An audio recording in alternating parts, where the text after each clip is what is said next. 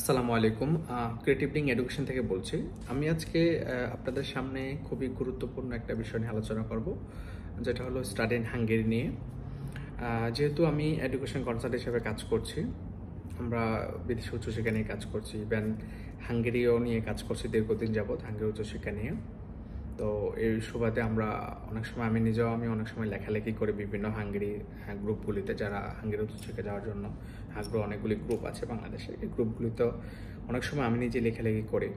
তো তারই প্রসঙ্গে একটা বিষয়, আমি অনেক লেখালেখির প্রসঙ্গে আমাদের অনেকগুলি রিপ্লাই কমেন্টস এসেছে যে ভাইয়া আসলে আপনি যে কথাগুলি বলেন আসলে কি কি বিষয় ফলো করলে হাঙ্গেরি ভিসা চান্সটা অনেক বেশি থাকে। তো আমি কিছু বিষয়ে বলেছিলাম যে ভিসা ইন্টারভিউ ভালো দিতে হবে, ব্যাংক স্টেটমেন্ট 6 মান্থের প্রপারলি ঠিক থাকতে হবে, স্পন্সর ডিক্লারেশনটা ঠিক থাকতে হবে। এই বিষয়গুলি নিয়ে অনেক স্টুডেন্টরাই বলতেছে যে এই জিনিসগুলো যদি একটু ক্লিয়ার করেন আই থিঙ্ক একটু ভালো হয়। তো আমি এই বিষয়টা বলার আগে জাস্ট আমি প্রথমে একটু শর্টে আগে বলে নিই হাঙ্গেরি প্রথম স্টাডি মানে অ্যাপ্লিকেশন করার ধাপগুলো থেকে একটু বলি শর্টে। ফার্স্ট অফ অল হচ্ছে হাঙ্গেরি ব্যাচেলার এবং কি মাস্টার্স দুইটি স্টুডেন্ট অ্যাপ্লিকেশন করা যায়। হাঙ্গেরি ডিপ্লোমা অ্যাপ্লিকেশন করার সুযোগ নেই, ডিরেক্ট ব্যাচেলার আর মাস্টার্স। চাইলে ফাউন্ডেশন কোর্সে অ্যাপ্লিকেশন করা যায়, ইংলিশ ফাউন্ডেশন কোর্সে। তো ব্যাচেলার মাস্টার্সের ক্ষেত্রে আইএলটিএস এর প্রয়োজন হয় না, যদি আইএলটিএস থাকে অবশ্যই ভালো। আর যাদের আইএলটিএস নাই তারা চাইলে তাদের যেটা দিতে হবে মিডিয়াম অফ ইনস্ট্রাকশন দিতে হয়। আমি যারা ব্যাচেলার জন্য অ্যাপ্লাই করবে তাদের ইন্টারমিডিয়েট লেভেল ইংলিশে ছিল যদি থাকে সেটার সার্টিফিকেট দিতে হবে, মিডিয়াম সার্টিফিকেট। আর যারা ব্যাচেলার করেছে বাংলাদেশ থেকে তাদেরও একটা এমওয়াই থেকে ভার্সিটি থেকে একটা এমওয়াই নিতে হয়। দেন এটা দিয়ে অ্যাপ্লিকেশন করলে ইউনিভার্সিটি অ্যাপ্লিকেশন করা যায়। ইউনিভার্সিটি সেক্ষেত্রে একটা আপনার অ্যাডমিশন টেস্ট নেবে। তো এটা বলে রাখি Hungary most of the university কিন্তু 99% ইউনিভার্সিটি কিন্তু ইউনিভার্সিটি অ্যাডমিশন টেস্ট নেয়। সেক্ষেত্রে আপনি অ্যাডমিশন টেস্ট দিয়ে যদি অ্যাডমিশন পান, ইউনিভার্সিটি আপনাকে কন্ডিশন অফার লেটার দিবে। দেন ইউনিভার্সিটিতে আপনি টিউশন ফিস সেন্ড করলেন, দেন ফাইনাল অফার লেটার পাওয়ার পর আপনি এম্বাসির জন্য ভিসা ইন্টারভিউর জন্য প্রিপারেশন নিলেন। এবার আসি মূল গুরুত্বপূর্ণ বিষয়টাতে যে কি কি জিনিস ফলো করলে আপনার ভিসা চান্স হাঙ্গেরির ক্ষেত্রে অনেক বেশি।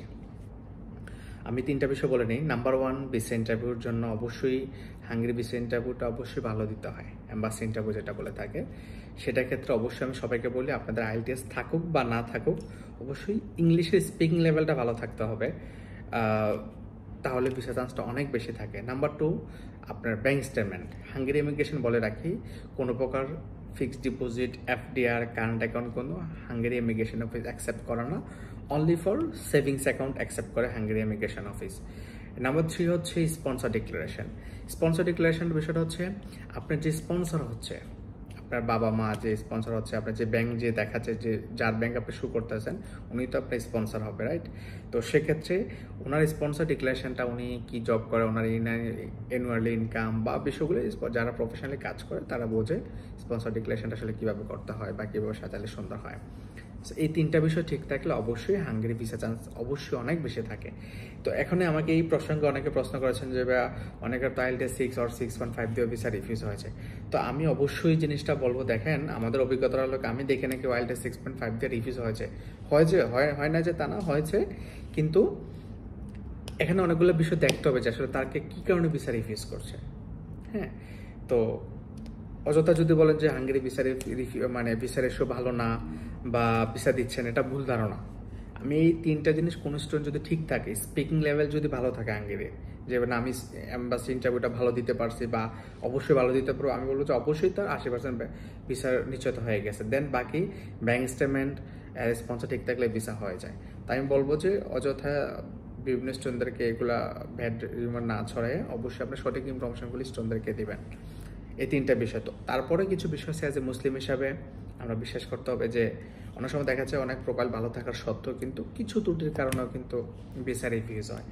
বা আরেকটা বিষয় যেটা হচ্ছে অনেক সময় আমরা নিজেও দেখেছি যাদের আইএলটিএস আছে 6 or 6.5 তারাও কিন্তু অনেক সময় প্রপারলি ইংলিশে স্পিকিং লেভেল ভালো থাকে না, নার্ভাস হয়ে যায়, যেটা আমাদের অনেক স্টুডেন্ট অনেক সময় আমরা নিজে ফেস করেছি বিষয়গুলোটা।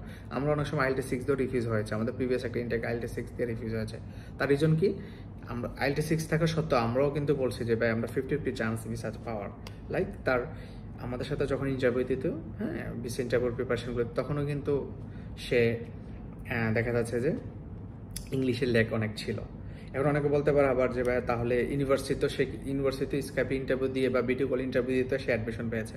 এটা তাই আমি বলবো যে দেখেন ইউনিভার্সিটি পার্ট টোটালি একটা বিষয়, ভিসা ইন্টারভিউ পার্ট একটা বিষয়। ইউনিভার্সিটি পার্ট অনেক সময় দেখা যাচ্ছে ওদের যেহেতু বিজনেস ক্ষেত্র এটা অনেক সময় বলা চলে, সেক্ষেত্রে ওরা অনেক সময় অ্যাডমিশন দিয়ে ফেলে। তাদের আইএলটিএস ভালো স্কোর থাকে, হাঙ্গেরি অনেক সময় মোস্ট অফ দ্য টাইমে অ্যাডমিশন দিয়ে ফেলে, রেফারেল রিকোয়েস্ট করে না। বাট এম্বাসির বিষয়টা ডিফারেন্ট, টোটালি ভিসা ইন্টারভিউটা ডিফারেন্ট। হাঙ্গেরির এম্বাসি ইন্টারভিউ কিন্তু তেমন কোনো কঠিন হয় না, নর্মাল কোশ্চেনই করে, বাট স্টুডেন্ট অনেক সময় ঘাবড়ায় যায়, বা যাদের ইংলিশ স্পিকিং লেভেল ভালো না তারা যে কোনো কোশ্চেন করলেই কিন্তু তার গামারাটিলগুলো দেখে। যেমন আরেকটা বিষয় বলে নেই, হাঙ্গেরি এম্বাসি কিন্তু স্পিকিংয়ের পাশাপাশি গামারাটিলগুলো দেখে, যে স্টুডেন্ট সে কথা বলতেছে সে কি আসলে অ্যাকচুয়ালি ঠিকগুলো কথা বলতে, গামারাটিলগুলো আসলে ঠিক আছে কিনা, বা এই বিষয়গুলি আর কি। তা আমি বিষয়টা অবশ্যই বলবো, ভিসা ইন্টারভিউটা অবশ্যই ইংলিশ স্পিকিং ভালো থাকতে হবে, আইএলটিএস থাকুক বা না থাকুক, অবশ্যই স্পিকিং ভালো হলে ভিসা চান্স অনেক বেশি থাকে। লাইক ব্যাঙ্ক স্টেটমেন্টও প্রপারলি দেখাইতে হবে। ব্যাঙ্ক স্টেটমেন্টটা আসে যে হাঙ্গেরি ইমিগ্রেশন কোনো প্রকার FDR, current account, savings account accept করে না, only for savings account accept করে 6 মান্থের।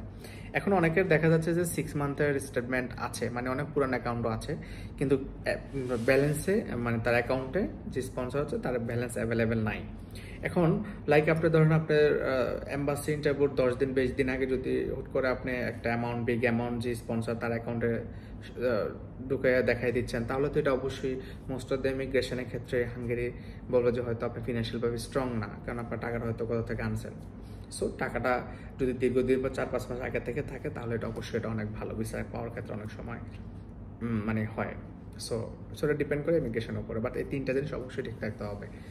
সো আই থিঙ্ক আপনারা এই বিষয়গুলো ক্লিয়ার হয়েছেন যে কোন কোন বিষয়গুলি ঠিক থাকলে হাঙ্গেরির ভিসা ইন্টারভিউ মানে ভিসা চান্স অনেক বেশি।